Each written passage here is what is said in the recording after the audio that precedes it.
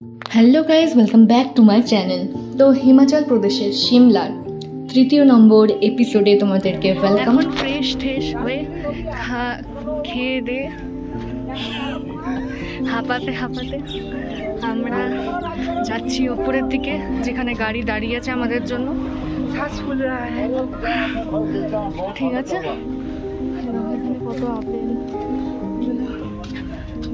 ফলমূল। চলো গাড়ির ওখানে যাই, আজকে করবো কুফরি। তো তোমাদেরকে আলাপ করিয়ে দিই দেব আঙ্কেলের সাথে। আমরা যে স্পটগুলো ঘুরতে চলেছি সেগুলি সুন্দরভাবে গাইড করবেন আমাদের এই আঙ্কেল, খুবই ভালো।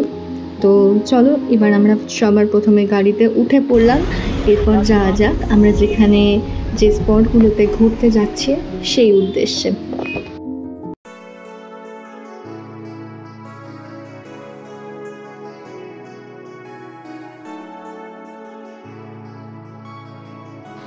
তো আমাদের ফার্স্ট ডেস্টিনেশন হচ্ছে গ্রিন ভ্যালি।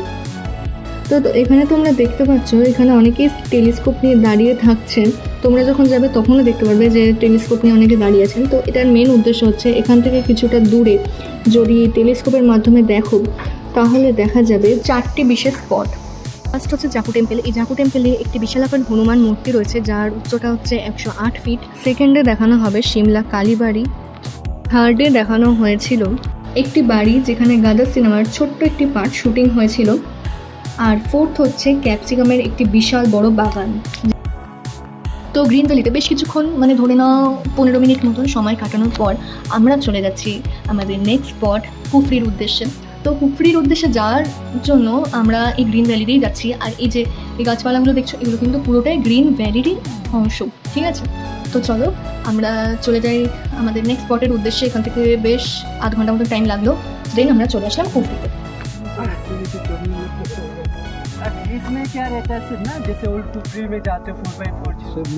তো এখানে কুফরিতে যে মেন ব্যাপারটা, এখানে কিন্তু প্রচুর রকমের দারুণ অ্যাডভেঞ্চার্স আছে, যেগুলো করতে কিন্তু আনন্দও লাগে খুব, আর ভয়ও লাগে তার পাশাপাশি। তো আমাদের নিজের মেন ব্যাপারটা, আমাদের প্রচণ্ড ভয় লাগছিল ভেবে। তো আঙ্কেলরা অনেকবার করেই আমাদের বলছিল যে যান, কিছু হবে না, সব রকমের সেফটি আছে। বাট আমাদের রিস্কটা নেওয়া পসিবল হলো না কোনো মতে, তো ওইটা আমাদের স্কিপ করতেই হলো।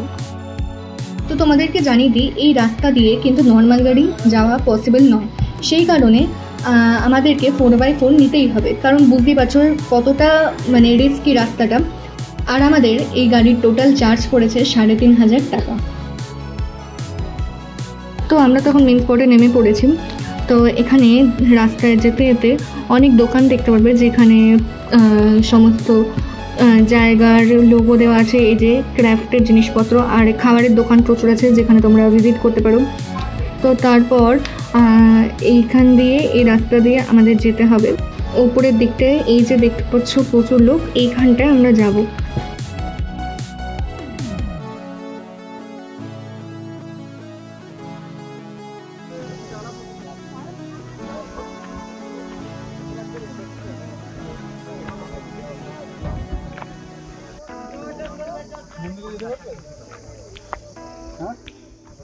জায়গাটা এতটা পিসফুল, দেখো সামনে তো পাহাড় রয়েছেই, তার সাথে সাদা মেঘ আর সবুজ চারপাশটা, খুব সুন্দর।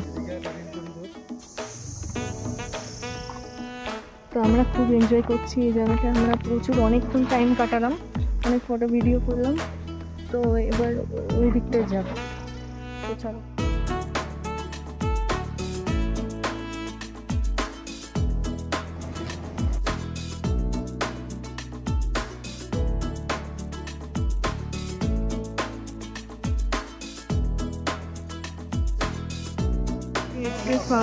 আপনারা এখানে এসে হিমাচলীয় যে ট্রাই করতে পারেন, সবাই বলেছে অনেকে।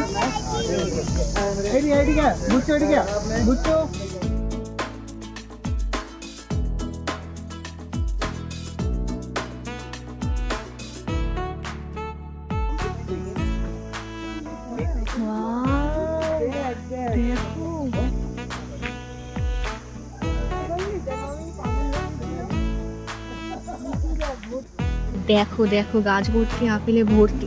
আমরা কাশ্মীরে গেছিলাম, তখন ছিল কিন্তু বরফের সিজন, তখন কিন্তু আপেলের সিজন ছিল না। আমরা আপেলের বাগানে ঢুকেও ছিলাম, কিন্তু আপেল একটাও ছিল না, গাছগুলো শুকনো। বাট এখানে পুরো টোপা টোপা আপেল ঝুলছে, মনে হচ্ছে কি বাড়ি আর খেয়ে নিই। তো সেই কারণে আমাদের এইটাই প্ল্যান ছিল যে আমরা এবার সিমলায় এসে বা হিমাচলে এখানে এসে কোথাও বরফ দেখবো না, আমরা যাচ্ছি মেনলি আপেল দেখতে।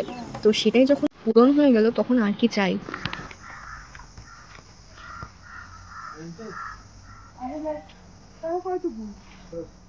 গাইস ফাইনালি আমরা আপেল দেখতে পেয়েছি। এই দেখো কাশ্মীরে যেটা দেখতে পাইনি, কাশ্মীরে বরফের জন্যই মেন যাওয়ার কথা ছিল। তো এখানে দেখো গাছ ভর্তি আপেল, কত গাছ ভর্তি আপেল, আপেল আপেল। ফাইনালি আশা পূর্ণ হলো। আপেল খাবো, আপেল খাবো, আপেল খাবো। এটা ফটো নাও। এরপর 4x4 কে টাটা করে আমরা যে গাড়ি করে এসেছিলাম সেই গাড়ি করে ডাইরেক্ট চলে এসেছি ম্যাল রোডে। ম্যাল রোডে যেতে গেলে আমাদের ফার্স্টে দুটো লিফট চেঞ্জ করতে হবে। ফার্স্টে লিফটের টিকিট কেটে নিয়ে লিফটে উঠে যে ফ্লোরে মল রোডটা এসে পৌঁছাবে সেই ফ্লোরে আমাদের নেমে যেতে হবে। তো এখানকার একটা ফেসিলিটি এত সুন্দর, ফার্স্টে তো দুখানা লিফট চেঞ্জ করতে হবে। তো সেই লিফটে যখন উঠবো তখন ওঠার সময় আমরা যেদিক দিয়ে এন্ট্রেন্স নিচ্ছি লিফটের, সেই লিফটের এন্ট্রেন্স নেওয়ার ঠিক অপোজিট সাইড দিয়ে আমাদের বেরোতে হবে। যে ফাইনালি মল রোডে চলে আসলাম। এরপর এখানে আমরা এখনই বসবো না, আমরা যাব ফার্স্টে সিমলা কালীবাড়িতে।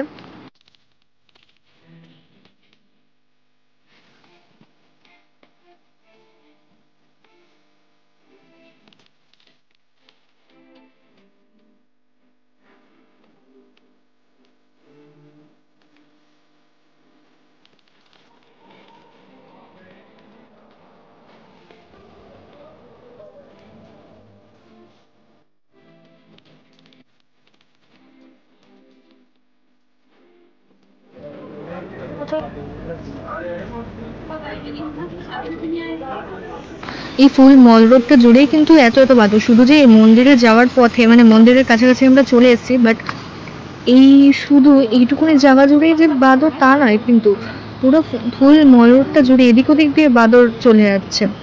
তো মন্দিরের এলাকায় একটু তো বাদর হবেই, কিন্তু সিমলায় কিন্তু প্রচুর বাদর আছে। আমরা যখন ফার্স্ট ব্লগটা দিয়েছিলাম সিমলা ঢোকার, তখনও দেখেছিলাম অনেক বাদর। তাহলে বেশ কিছুটা রাস্তা পার করে যখন আমরা চলে এসেছি একেবারে মন্দিরের কাছাকাছি, তাহলে এর হিস্ট্রিটা সম্পর্কেও তোমাদেরকে বলেই দিই।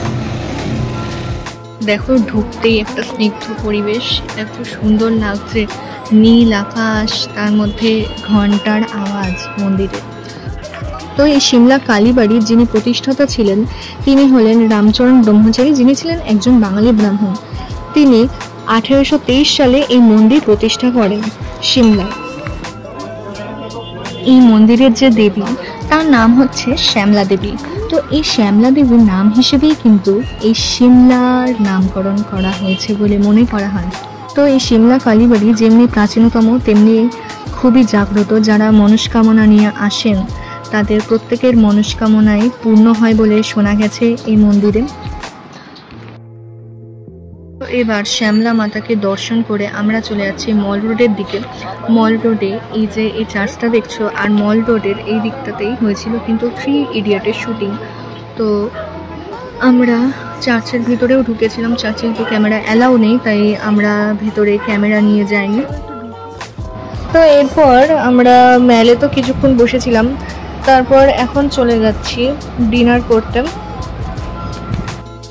তো ডিনার মেন করার আগে আমরা এই ন্যাশনাল বেকার্স সিমলা খুবই ফেমাস, সেখান দিয়ে টুকটাক কিছু কিনে নিয়েছিলাম। দেন আমরা গেছিলাম ডিনারটা করলাম। ডিনারে খেয়েছিলাম একটা চিকেন র্যাপ।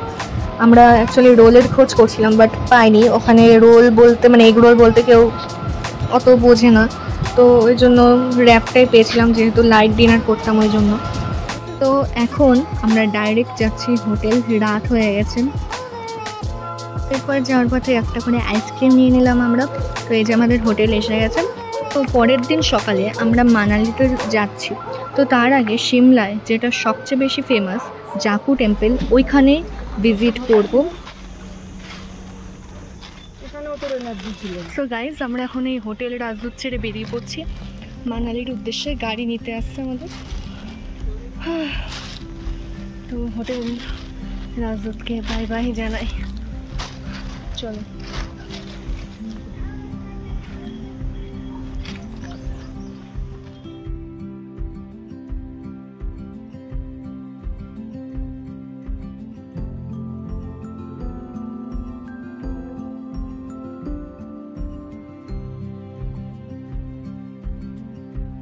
তো এই মন্দিরে দর্শন করতে যাওয়ার সময় কিন্তু এর দুটো অপশান আছে। এক, তোমরা হেঁটে হেঁটেও যেতে পারো, এর একটা আলাদা রাস্তা আছে। দুই, এসকেলেটারের মাধ্যমেও যেতে। তো যারা সিনিয়র সিটিজেন্স, যাদের পায়ে একটু প্রবলেম আছে, হাঁটতে কষ্ট হয়, তারা কিন্তু এসকেলেটারের মাধ্যমেও যেতে পারেন। ফাইনালি আমাদেরকে ইনফরমেশন দিতে দিতে আমি চলে আসলাম 108 ফিট উঁচু হনুমানজির মূর্তির কাছে। হনুমানজির মূর্তি কিন্তু বিশ্বের অন্যান্য বিশালাকার মূর্তির চেয়েও সবচেয়ে বড় এক মূর্তি। পুরাণে বলা হয়, যখন ভগবান হনুমান সঞ্জীবনী বটি খুঁজতে যাচ্ছিলেন, সেই যাওয়ার পথেই এই স্থানে বিশ্রাম নিয়েছিলেন তিনি। এই মন্দিরের নির্মাণ কার্য শুরু হয় 2010 সালের 4 নভেম্বর এবং মন্দিরের উদ্বোধন করা হয় 2010 সালে। তো এখানে আমরা কিন্তু নিজেদের কোনো ফটো ভিডিও তুলিনি। এর কারণটা হচ্ছে, তোমাদেরকে জানাবো, যারা তোলার তুলছিল, ইন ফিউচার তোমরা যদি যাও, এই ইনসিডেন্টটা যেটা হয়েছে আমাদের সাথে, সেটা তোমাদের সাথেও হতে পারে। তো সেটা যেন না হয়, তার জন্য আমি তোমাদেরকে বলে দিচ্ছি আগে থেকে। তো মন্দিরে ঢুকে এই বজরংবলী মূর্তির ভিডিও কিন্তু আমার বাবাই করছিল। ঠিক সেই মুহূর্তে বাবা না হুট করে চিল্লে ওঠে যে চশমা, এরকম জোরে বলে। আর আমি দেখতে পাইনি, আমার মা দেখেছিল। দেখা গেলো বাবার চশমাটা হনুমানটা মুখে নিয়ে এদিক ওদিক গিয়ে একটা জায়গায় স্থির হয়ে বসে রইল। এরপর তো আমি মা খোঁজাখুঁজি করছিলাম কোথায় নিয়ে গেল চশমাটা। তো দেখা গেল যে নিচে বসে আছে। তারপর আমরা ওকে অনেক ডাকলাম। মন্দিরে একজন আঙ্কেল ছিল, উনি বললো যে বাবাকে প্রসাদ নিয়ে আসতে, প্রসাদ দিলে ও আমাদের চশমাটা দিয়ে দিতে পারে, মানে যেটা হয় নর্মালি। তাতে ঘন জঙ্গলের মধ্যে ঢুকে পড়লো, চশমাটা মুখে ছিল। ঠিক আমরা খুঁজছিলাম কোথায় গেল। এক আন্টি এসে আমাদের ইনফরমেশন দিল যে তোমরা কি চশমা খুঁজছো, তাহলে ওখানে বসে আছে ওপর। তারপর প্রসাদ দিলাম, তারপরে চশমা ফেরত পেল আমার বাবা। এটাও বলা যায় যে হনুমানজি হয়তো প্রসাদ আমাদের হাত দিয়ে গ্রহণ করার জন্য এটা করেছেন। তো এটাই তো তোমাদেরকেও জানালাম ব্যাপারটা, তোমরা যাতে একটু সাবধানে থাকো। তো আমার এই ভ্লগটা তোমাদের কেমন লাগলো অবশ্যই কমেন্ট বক্সে জানিও। ভালো লাগলে লাইক, কমেন্ট, শেয়ার করে দিও। আর ইউটিউব থেকে দেখলে সাবস্ক্রাইব করে দিও, ফেসবুক থেকে দেখলে ফলো করে দিও। তাহলে আজকের মতন টাটা, আবার আসছি নেক্সট পার্ট নিয়ে খুব ইন্টারেস্টিং ভ্লগের সাথে।